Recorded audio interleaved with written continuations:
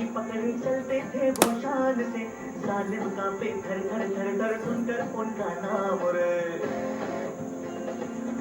हो फर था उनका छोटा सा और सरपट उनकी चाल रे, दूल्हे से पतले से थे वो चलते सीना तान गए।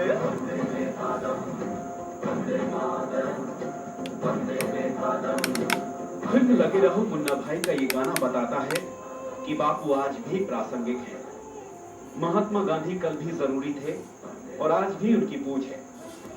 एक छोटे कद के इंसान के पास दो ही हथियार थे, सत्य और अहिंसा, और इसी को उन्होंने अंग्रेजों के खिलाफ इस्तेमाल किया और इसी को आजमाने की ताउम्र वकालत भी की।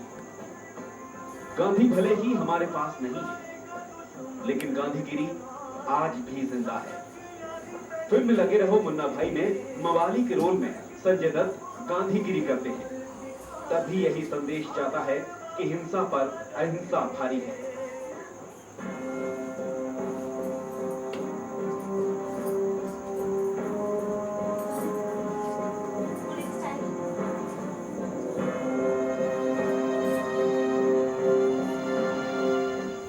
इन तस्वीरों को ही देखिए। तस्वीरें मध्य प्रदेश की हैं। ये लोग खुद को कष्ट देकर तंत्र की विसंगतियों की तरफ ध्यान दिला रहे हैं। पहली तस्वीर ग्वालियर की है, जहां एक महिला पार्षद वार्ड की समस्या को लेकर 23 घंटे तक गंदे पानी में बैठी रही। दूसरी तस्वीर देवास की है, जहां एक पार्षद ने वार्ड की समस्या अपने कुर्ते पर लिखकर विरोध जताया। तीसरी तस्वीर खंडवा के घोगल गांव की है, जहां पुनर्वास और उचित मुआवजे की मांग को लेकर लोग गले तक पानी में बैठकर 9 दिनों से आंदोलन कर रहे हैं।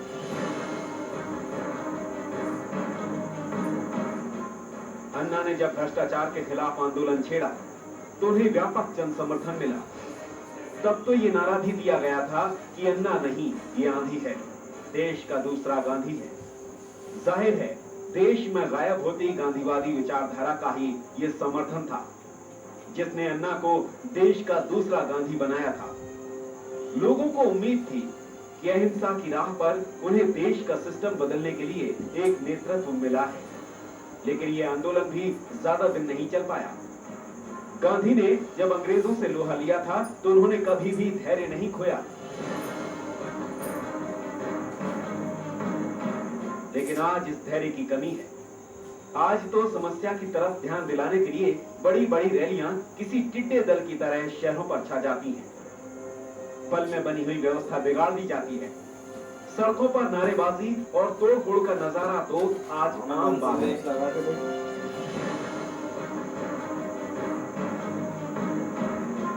ये तस्वीरें बताती हैं कि गांधीवादी तरीके से भी अपनी बात रखी जा सकती है। ये बात और है कि आंदोलन कितनी देर चलता है और उनकी मांगों को तवज्जो मिलती है या नहीं।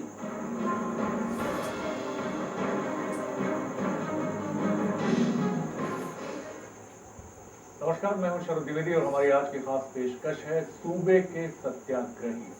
आज हम बात करेंगे सूबे के सत्याग्रही। ये ऐसे लोग हैं जिन्होंने किसी कॉज को लेकर बहुत ताकत से, अपने किसी आंदोलन को लेकर, किसी जन समस्या को लेकर अपनी बात बहुत ताकत से की है और उनका ये भी कहना है कि हम अपने को कष्ट देकर आगे बढ़ेंगे।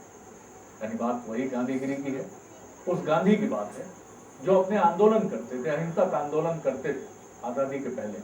तो अंग्रेज कहते थे कि ये गांधी नहीं, ये मजबूरी। अगर ये व्यक्ति कोई भी काम हाथ में लेता तो फिर उसकी मांग को मानना हमारी मजबूरी हो जाता है। लेकिन आज के हमारे सिस्टम में अब आंदोलनों का तरीका बदल गया है। अब रैलियां निकलती हैं, ऐसी रैलियां जिनमें जो लोग भाग लेते हैं वो लोग जन समस्याओं को लेकर कितने कंसर्न हैं ये कहना तो मुश्किल है, लेकिन उनके चेहरे पर ऐसे ही भाव होते हैं जैसे कोई आक्रांता निकलता है, कोई सम्राट निकलता है किसी शहर को रौंदने के लिए। ये लोग मोटरसाइकिल पर सवार होते हैं, ये लोग ट्रैक्टर पर सवार होते हैं, लेकिन इनका उद्देश्य एक ही होता है कि कैसे अपनी ताकत से सत्ता में बैठे हुक्मरानों को भी परिचित कराएं और लोगों को, आवाम को भी बताएं कि हम टिड्डी दल की तरह छा गए हैं, जो हमारी मर्जी होगी वो करेंगे। और जब ये लोग निकल जाते हैं तो पीछे छोड़ जाते हैं अव्यवस्थाओं का, अराजकता का एक हुजूम, ढेर सारे खाने पीने की चीज़ों का एक जूठा जो होते हैं भोजन के बाद, वो सारी चीज़ें हम बात करें दिल्ली के वोट क्लब की या फिर भोपाल के रामलीला मैदान की हम बात कर लें, दशहरा मैदान की हम बात कर लें, आज इसी महत्वपूर्ण विषय पर हम बात करेंगे। मध्य प्रदेश के कुछ ऐसे लोगों की हम इस कार्यक्रम में बात करेंगे जिन्होंने अपने को कष्ट देकर जन आंदोलन करने की ठानी। कितनी सफलता मिली ये अलग विषय है, लेकिन वो अपने इरादे पर कायम है। स्टूडियो में हमारे साथ बातचीत करने के लिए हैं मध्य प्रदेश में अन्ना टीम के वरिष्ठ साथी विपिन कोठारी साहब। बहुत बहुत स्वागत है विपिन जी। आपने देखा कि हमने कुछ ऐसे लोगों को दिखाया है जिन्होंने, चाहे ग्वालियर में हम बात करें जो बीजेपी की पार्षद, उन्होंने गंदे पानी में, ऐसे पानी से जहां से हम गुजरते वक्त नाक पर रुमाल लगा लेते हैं और कल्पना नहीं करते कि इस पानी को ये छू ना जाए। अगर कहीं छू जाता है तो घर में साफ पानी मंगाकर उसको धुलते हैं, या और ज्यादा साफ सफाई पसंद है तो नहाते हैं। लेकिन वो महिला अपने कुछ समर्थकों के साथ उसी पानी में 23 घंटे बैठी है। आंदोलन के स्वरूप पर क्या कहेंगे, क्योंकि अन्ना के साथ हैं आप, अन्ना भी नैतिकता की बात करती है, टीम अन्ना भी स्वच्छता की बात करती है, क्या कहेंगे? देखिए, मैं भी इस बात से पूरी तरह सहमत हूँ कि नैतिकता में बहुत बल है। अगर उनके वार्ड में, उस पार्षद के वार्ड में अगर काम नहीं हो रहा है तो उन्होंने नैतिकता के तरीके से अपनी मांग को पूरी तरीके से जनता के सामने रखने का पूरा हक है, और जनता भी इसको पसंद करेगी कि वो उनके हक की लड़ाई लड़ रहे हैं। लेकिन एक चीज जो मुझे लग रहा है कि पार्षद को भी आज की तारीख में अपने वार्ड में काम करवाने के लिए ये क्यों करना पड़ रहा है? हमारा सिस्टम पूरा करप्ट हो चुका है। सिस्टम में बदलाव की जरूरत है, व्यवस्था में परिवर्तन की जरूरत है, और वही अन्ना जी करना चाहते हैं। जब व्यवस्था में परिवर्तन होगा तो मुझे लगता है कि पार्षद को जो है अपना काम करवाने के लिए इस तरीके से नहीं करना पड़ेगा। लेकिन उन्होंने जो किया, जो रास्ता अपनाया, मैं उसके लिए पूरी तरह से सहमत हूँ। आपको लगता है कि ये जो तरीके होते हैं कि आप बजाय आप जाके, जैसे हम देखते हैं कि आजकल अगर हम धरना प्रदर्शन की बात करें तो ये जो पार्षद महोदया बीजेपी की हैं, ये भी कर सकती थी कि जो एक बहुत पॉपुलर आजकल का मोड है कि कैमरे भी बुलवा लीजिए, इलेक्ट्रॉनिक मीडिया को बुलवा लीजिए, कुछ पत्रकारों को बुलवा लीजिए, चूड़ियां ले लीजिए हाथ में या फिर कालिक ले लीजिए, और जो संबंधित अधिकारी या दोषी, कथित तौर पर जो आरोपी दोषी व्यक्ति है, उसके ऑफिस के सामने पहुंच जाइए। पानी का संकट है तो मटके फोड़ दीजिए, चूड़ियां पहनानी हो तो जो रस्साकशी करके चूड़ियां पहना दीजिए या मुंह पे कालिक पोत दीजिए। लेकिन इस महिला ने जो रास्ता चुना, वो रास्ता था कि वो बैठी गंदे पानी में, उसकी तबीयत भी खराब हुई। जब ये आंदोलन खत्म हुआ तो ये तबीयत भी खराब हुई। हम खुद कोशिश करेंगे उनसे फोन पर बात करने के लिए और जानने की कोशिश करेंगे कि जो समस्याएं उन्होंने उठाई हैं वो कहाँ तक पहुंची हैं। लेकिन ये जो तरीका है कि खुद को तकलीफ में डाल के मदद करना, कोशिश करना, लोगों का ध्यान खींचना, सिस्टम का ध्यान खींचना, ये बहुत आसान नहीं है। आपने भी देखा, चाहे अन्ना बैठे हो अनशन पे तो कहीं किडनी में समस्या पैदा हो जाती है, उनकी उम्र भी बहुत ज्यादा है। लेकिन जो युवकों की अगर हम बात करें, नई पीढ़ी की बात करें, तो वो तो उसका एक आक्रामक रुझान जरूर रहता है, चाहे राजनीतिक दलों की बात करें या हमारे युवाओं की बात करें। लेकिन ये जो पद्धति है कि अपने को तकलीफ दो, अनशन या उपवास जो गांधी ने शुरू किया देश में, वो किसी और को कष्ट नहीं देता। उनका कहना है कि ये व्यवस्था आप नहीं मानते तो मैं अपने शरीर को ही कष्ट दूंगा, लेकिन जब तक आप ये हमारी मांग पूरी नहीं करते तब तक मैं अपने शरीर को पीड़ा देके उपवास करके मैं बैठूंगा। जी, तो मैं भी इस चीज से सहमत हूँ। देखिए, त्याग तपस्या इस भारत भूमि पे जो है शुरू से प्रतिष्ठित रहा है, और त्याग तपस्या करके अपने को कष्ट देके जनता के लिए काम करने वाले आदमी को जनता सराखों पे बिठाती। हिंदुस्तान में आप देखिए, त्याग और तपस्या की भावनाओं की बड़ी कद्र होती है। तो जनता के बीच में अगर आपको स्थापित होना है, जनता को आपको अपनी बात सुनाना है, जनता को अपने घरों से निकालना है और बाहर लाना, उस समस्या की तरफ आकृष्ट करना है, तो जनता ये देखती है कि ये आदमी अपने स्वार्थ की खातिर आवाज उठा रहा है या जनता के लिए आवाज उठा रहा है। जब जनता को लगेगा कि अपने शरीर पे तकलीफ देके, खुद को तकलीफ देके काम कर रहा है, तो लगता है कि हाँ, ये जो है समाज के लिए कर रहा है। अन्ना जी के पीछे जनता क्यों आई? अन्ना जी के आगे पीछे कोई नहीं, उन्हें कोई पद नहीं चाहिए, किसी पॉलिटिकल पार्टी से एफिलिएटेड नहीं है, न उन्हें कोई पॉलिटिकल पार्टी में जाना है, उनके आगे पीछे भी कोई नहीं है, उनके पास खाने पीने को जो मंदिर में है वही उन्हें उपलब्ध होता है। तो लोगों को लगा कि ये एक ऐसा संत पुरुष है जिसकी खुद का कोई स्वार्थ नहीं है, जो कुछ कर रहे हैं देश की खातिर कर रहे हैं, तो जनता उनके पीछे आई। उन्हें लगा कि हाँ, ये निस्वार्थ व्यक्ति काम कर रहा है। तो हिंदुस्तान में जो भी निस्वार्थ हो गए, खुद को तकलीफ देके अगर देश के लिए काम करेगा तो उससे निश्चित तौर पर जनता। जी, साहब हम फिर लौटेंगे आपकी तरफ। इस वक्त हमारे साथ फोन लाइन पर जुड़ रही हैं ग्वालियर से भाजपा पार्षद आशा राठौर, जिन्होंने ये पूरा मूवमेंट चलाया, जिस पर भले ही शायद जितनी चर्चा इसकी होनी चाहिए थी चर्चा नहीं हो पाई, लेकिन हम उनके इस हौसले को, उनके इस काम को सलाम करते हैं। आशा जी, आपका बहुत बहुत स्वागत है बंसल न्यूज पर, और हम आपके हौसले को नमस्कार करते हैं, प्रणाम करते हैं। धन्यवाद। सबसे पहले हम ये जानना चाहेंगे कि आपने कहां से ये ताकत आपके मन में आई, ये बात कहां से आपके मन में आई कि एक गंदे बदबूदार पानी में बैठकर अपने को तकलीफ में डालकर अपने समर्थकों के साथ आप अपने वार्ड की जन समस्याओं के प्रति प्रशासन का ध्यान खींचे? नहीं, ये सब क्या मेरे क्षेत्र की जनता आई हुई थी मेरे साथ, जी तो उन्होंने मेरे यहाँ घर पर आके धरना दिया था और उन्होंने कहा कि आप मेरे साथ चल के मेरे उस स्थान को जाके देखें जी जहाँ ये गंदगी है। दरअसल हम देखते तो रहते थे, लेकिन उस वक्त बरसात की वजह से इतनी स्थिति खराब हो चुकी थी कि कुछ कहा नहीं जा सकता, और उस काम के लिए हमने अपनी हालत फितरत करा रखी थी जो 16,70,000 रुपए की थी। जी तो वर्क ऑर्डर हो चुका था और वो पायलट आए थी, जी तो हमने संबंधित अधिकारियों को भी बताया था, तो ये उन्होंने कहा पायलट आए दिया तो नहीं, तो जनता तो सोचती थी कि पायलट कुछ काम नहीं कराते हैं। अगर जनता की बात है तो ये मैं बार बार करूंगी, बिल्कुल। तो हम भी उनकी भावना का स्वागत करते हैं और उन्हें ऐसा करना भी चाहिए, क्योंकि जनता ने उनको चुन के भेजा। पार्टी के प्रति भी वो वफादार रहे, लेकिन पहली चीज जनता है, जनता ने उन्हें चुन के भेजा। वे जनप्रतिनिधि जनता के प्रति जवाबदेह उन्हें होना ही चाहिए।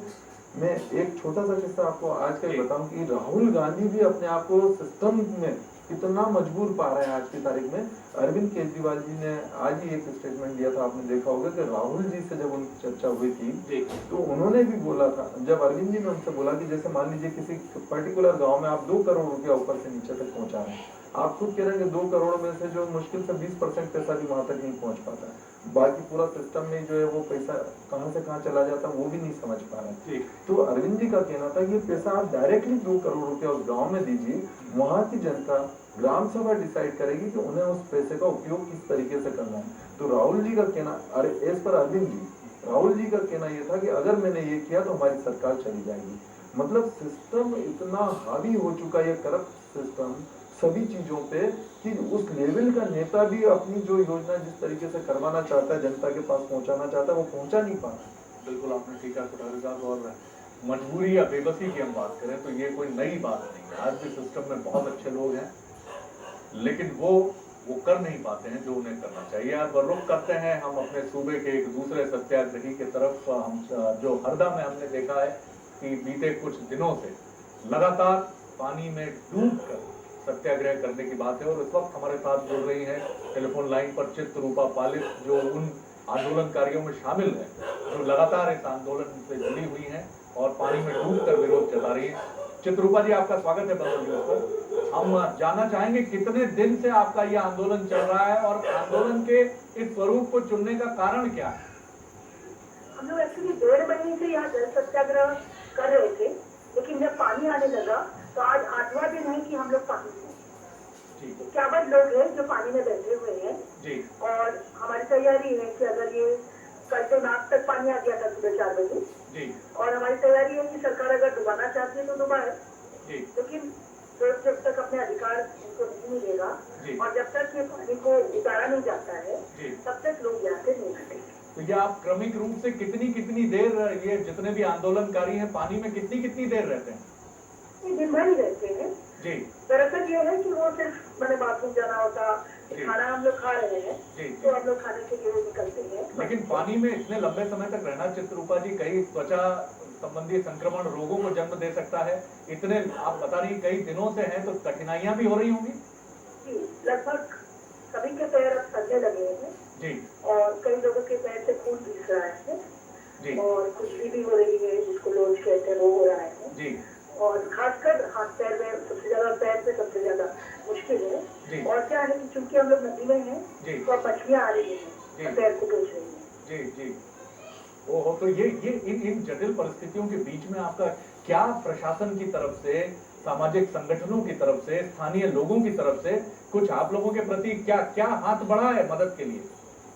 देखिए, ऐसा है कि सरकार से जो हमारी अपेक्षा है वो तो कहीं भी पूरा नहीं हो रहा है जी, क्योंकि ये तो चुनी हुई सरकार है जी, तो तानाशाह सरकार तो नहीं है जी, लेकिन व्यवहार तो वो लोग वैसे ही कर रहे हैं जैसे कोई तानाशाह है।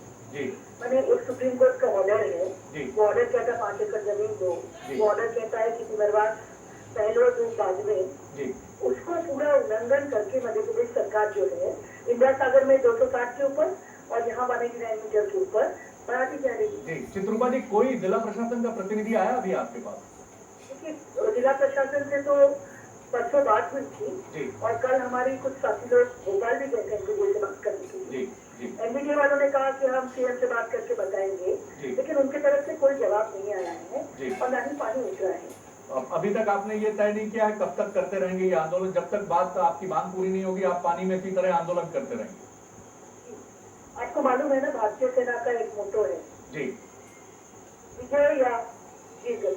जी या तो हम मरेंगे या तो वो पानी उतरेगा और हमारे अधिकार मिलेंगे। हम अपेक्षा तंत्र में जो जिस तरह से आपने कहा कि चुनी हुई सरकार है, निश्चित रूप से एक संवेदनशीलता हम सबके भीतर है। हमारी अपेक्षा है, हमारी शुभकामनाएं हैं कि आपकी बात जरूर सुनी जाएगी और हम भी प्रयास करेंगे कि एक मंच बने आपकी बात प्रशासन तक पहुंचाने के लिए। शुभकामनाएं कष्ट से आपको दे रहे हैं क्योंकि आप अपने शरीर को तकलीफ देते हुए पानी में तकलीफ के साथ, बड़े बुजुर्ग जितने लोग हैं सब लोग हैं पानी में। धन्यवाद चित्रूपा पालित, जो खंडवा के गांव में पानी में डूबकर विस्थापन के खिलाफ एक नजरिया है उनका। सहमति या असहमति हो सकती है आंदोलन के स्वरूप को लेकर, दबाव बनाने के तरीके को लेकर, लेकिन एक लोकतांत्रिक देश के हम नागरिक हैं, हम हर तरह से अपना विरोध, अपनी शक्ति को जाहिर कर सकते हैं। क्या कहेंगे? मैं तो चित्ररूपा जी और उनके जो साथी वहाँ पे सब लोग मौजूद है, उन सबके जज्बे को सलाम करता हूँ और उन्हें अन्ना टीम की तरफ से या देश की तरफ से भी ये मतलब इन भावनाओं से अवगत कराना चाहता हूँ कि आज नहीं तो कल उनका जज्बा जरूर काम आएगा। वो जो अपने शरीर पे तकलीफ झेल के अपनी बात जनता के सामने ले जाने की कोशिश कर रहे हैं, वो वाकई काबिल तारीफ है। हम लोगों का भी उनको पूरा समर्थन है और आज नहीं तो कल, भले ही ये राजनीतिक नेतृत्व कितना भी निष्ठुर हो जाए, लेकिन आज नहीं तो कल मुझे जो उम्मीद की किरण नजर आ रही है वो ये है कि जब लोग इस तरीके से अपने ऊपर, खुद के ऊपर इस तरीके से जो मतलब तकलीफ झेलने को तैयार हो जाते हैं तो परिवर्तन करीब ही होता है। मुझे लगता है सुबह जल्दी आएगी इस देश की और परिवर्तन होगा और जो जनता की भावना है उसके अनुरूप प्रजातंत्र यहाँ पे काम करेगा। उन्होंने जैसा बोला कि आज का चुने हुए नेता है, लेकिन लगता नहीं कि वो चुने हुए नेता, वो जो एक तरह से निष्ठुर हो चुके हैं, तो मुझे लगता है कि उनको सबक सीखने को जल्दी मिले। ये आंदोलन की बात है और एक आशावादी नोट ये है कि वो सुबह कभी तो आएगी। बड़ा आशावादी गाना भी है पुरानी हिंदी फिल्म का, जहाँ तक मुझे याद आता है मुकेश साहब की आवाज में ये गाना है कि वो सुबह कभी तो आएगी, यकीनन आएगी। और जहाँ जिस देश में आज भी गांधीवादी दर्शन को जिंदा रखने वाले लोग हैं, जो किसी को तकलीफ में नहीं देके अपने शरीर को तकलीफ देते हैं, मैं फिर कह रहा हूँ कि हम उनके विचार से, उनके संगठन से, उनके आंदोलन करने के तरीके से सहमत असहमत हो सकते हैं। हम अभी देवास की तरफ भी रुख करेंगे, जहाँ एक पार्षद साहब ने अपने वस्त्रों पर ही अपनी मांगों को लेकर एक अनूठे तरीके से विरोध प्रदर्शन किया था। विरोध प्रदर्शन का ये भी तरीका है, कुड़े साहब, बिल्कुल एक अलग तरह की बात है। जैसा हमने पहले भी कहा कि एक तरीका वो होता है कि आप किसी के मुंह पे काले को उछाल दीजिए, किसी की गाड़ी को रोक लीजिए, पथराव शुरू कर दीजिए। हम नहीं कहते कि हम किसी तौर तरीके पे सवाल नहीं उठा रहे, वो हमारा काम भी नहीं। हम न्यायाधीश नहीं है, मीडिया न्यायाधीश नहीं है, हम जज करने का अधिकार हमें नहीं है, सिस्टम को है, कौन कानून का उल्लंघन कर रहा है, कौन किस तरह से आगे बढ़ रहा है। लेकिन ये भी एक ऐसा तरीका है जो गांधी की याद दिलाता है, उस गांधी की जिसके सामने हम हमारी आने वाली पीढ़ियां, बल्कि पूरी दुनिया नमन करती है। देखिए, मेरा इसमें भी वही कहना है, हमारी हिंदुस्तान की जो संस्कृति है उसमें सहनशीलता मतलब कूट कूट के भरी हुई है। दूसरी बात, आक्रमण की नीति हमारे यहाँ पे कभी नहीं रही। वैसे तो देखा जाए हिंदुस्तान के इतने साल के इतिहास को आप उठा के देख लीजिए, हिंदुस्तान ने कभी भी आक्रामक रूप नहीं अपनाया, किसी के ऊपर आक्रमण बिल्कुल आपने ठीक है। देवास से बिल्कुल ठीक बोला था। देवास से हमारे साथ जुड़ रहे हैं पार्षद दिलीप राठौर साहब, जिन्होंने अपने वस्त्र पर ही अपने ठाकुर भीतर इनकी आत्मशक्ति का दम है। और एक शेर याद आता है कि छिन गई है, हालांकि ये पत्रकारिता के लिए ज्यादा मुफीद है ये शेर, लेकिन हम इनकी इच्छा शक्ति को समर्पित करते हैं इसे कि छिन गई है पता है लोहे कलम, तो क्या गम है कि खूने जिगर में डुबो ली है उंगलियां में। जाहिर तौर पर हम इनके हौसले को सलाम करते हैं। बंसल न्यूज पर खबरों का सिलसिला जारी है, आप बने रहिए बंसल न्यूज पर। अगली बार एक और पेशकश लेकर आपसे रूबरू होंगे। इजाजत दीजिए, नमस्कार।